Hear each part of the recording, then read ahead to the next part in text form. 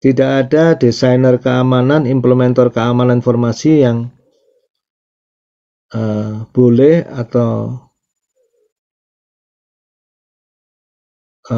bisa mengatakan sistem saya sudah aman.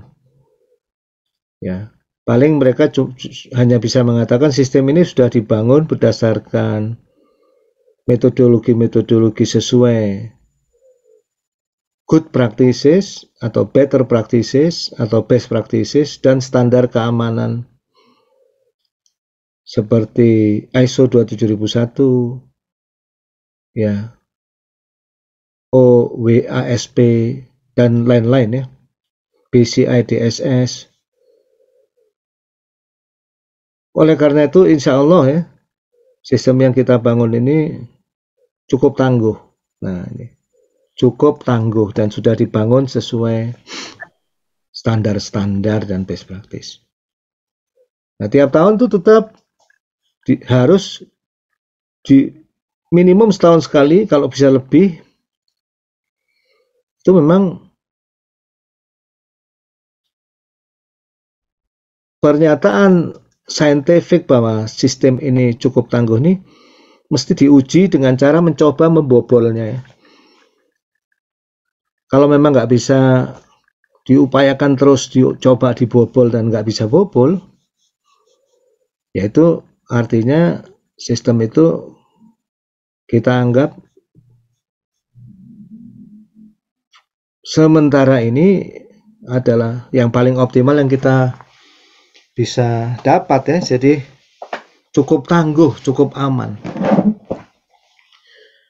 Nah, jadi be very careful dengan kata-kata empirik, bahwa yang disebut empirik di sini bukan dibuktikan secara empirik, tapi sekali lagi diuji secara empirik, empirically testable. Yang kalau mengikuti filosofi logic of scientific discovery dari Sir Karl Popper, itu testable itu lebih ke arah falsifikasi. Nah, coba Anda pikirkan ya, ini dampaknya ke disertasi Anda ya. Karena tugas akhir, tesis maupun disertasi ini masih banyak yang miss ya. Misalnya kalimatnya begini.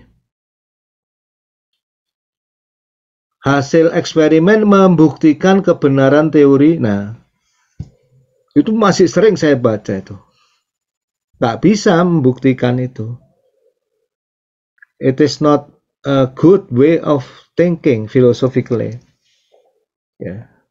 Paling kita bisa mengatakan hasil eksperimen menunjukkan, bukan membuktikan ya, menunjukkan bahwa algoritma sistem yang kita bangun ini cukup efektif itu.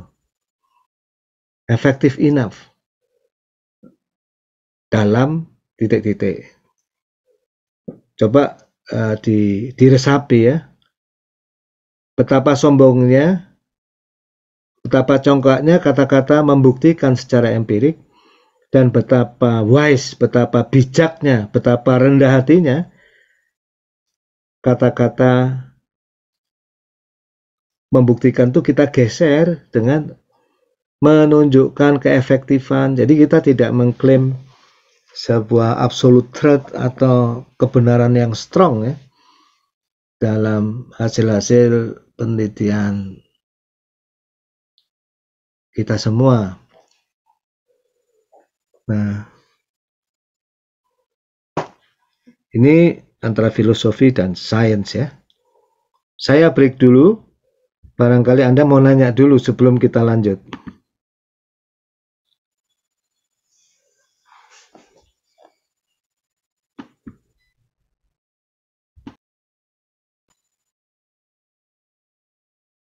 Oke ya, belum ada yang nanya, kita lanjut ya. Oh ya, silakan Pak Ambarwari, silakan Bapak. Baik, Pak Dimitri, terima kasih atas waktunya. Terkait tadi yang disampaikan bahwa suatu kata yang namanya membuktikan itu kan memang tidak patut untuk ada dalam suatu karya ilmiah atau dalam hal saintifik, berarti seperti itu berarti Pak ya.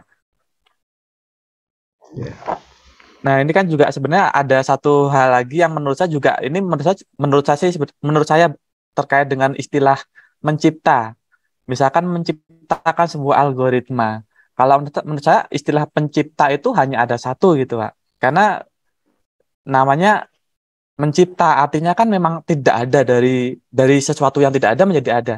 Apakah itu bukan lebih bagusnya itu atau lebih tepatnya menemukan seperti itu, Pak ya? Mohon. Bagus sekali. Saya memanggil Anda Pak Ambarwari atau siapa, Pak? Pak Ambar aja, Pak. Oh, Pak Ambar. Dari mana asal, Pak? Asalnya kalau dari afiliasi dari Politeknik Negeri Lampung, Pak. Oh, alhamdulillah. Sudah mengajar ya? Alhamdulillah sudah baru berapa tahun Electrical Engineering, Informatics atau apa, Pak? di manajemen informatika. Oh ya, alhamdulillah. Ya, bagus sekali Pak Ambarwari. Di- Nah, ini saya makin semangat ini ya. Banyak filosofer di kelas ini. Ini salah satu tujuan kuliah kita. Tepat sekali ya Pak Ambarwari. Kata kuncinya memang betul kehati-hatian, menghindari terlalu bombastis dan terlalu sombong, dan kenali bahwa nilai pencarian kebenaran saintifik itu relativisme disposesif. Jadi dia maju terus, tapi memang nggak pernah absolut tuh. Ya, apalagi wisdom baik dari kebijakan, baik dari para pemikir intellectuals maupun para tokoh spiritual ya, para nabi, orang-orang suci itu dalam hal ini semua sama. Kerendahan hatian itu jauh lebih diutamakan ketimbang kepongahan atau kesombongan. Termasuk yang dalam psikologi disebut Dunning-Kruger effect, yang menunjukkan bahwa orang yang baru belajar itu biasanya cepat merasa paham. Ya, grafiknya itu naik dengan cepat. Tapi ketika dia sudah mencapai waktu yang cukup, makin banyak hal yang membuat dia ragu. Sehingga dia langsung turun, drop ya. Nah, dia naik pelan-pelan ya. Keyakinan dia akan kebenaran sains dan pengetahuan yang dia miliki. Itu namanya dalam psikologi disebut Dunning-Kruger effect. Jadi para pejalan menuju kebenaran ini, para pejalan saintifik ini, para pejalan saintifik dalam makna yang benar ini, ya salah satu cirinya semakin mendalam dia semakin hati-hati menggunakan kata-kata. Makanya kita semua kan ada di level pendidikan doktoral ya Anda ya. Jadi kata-kata membuktikan kalau digeser sedikit dengan menunjukkan keefektifan, menunjukkan keefisienan. Jadi lebih spesifik, tapi kata-kata membuktikan tuh mesti kita kurangi. Ya, membuktikan itu biasa digunakan tanpa kesombongan itu dalam bukti matematis. Ya, itu nggak apa-apa karena memang alamnya seperti itu. Ya, tapi ketika masuk hal yang logis, matematis. Itu pun sebetulnya kalau Anda mau lebih rendah hati dalam karya ilmiah bisa tetap digunakan. Kita telah menunjukkan, nggak apa-apa juga, show ya. Itu lebih aman gitu. Nah, kemudian poin yang kedua, kata-kata create itu memang sebaiknya dihindari. Tapi mungkin mengembangkan itu lebih rendah hati. Kalau sudah lebih pede dan ingin sedikit bombastis tapi masih sopan tuh invent ya, Ya.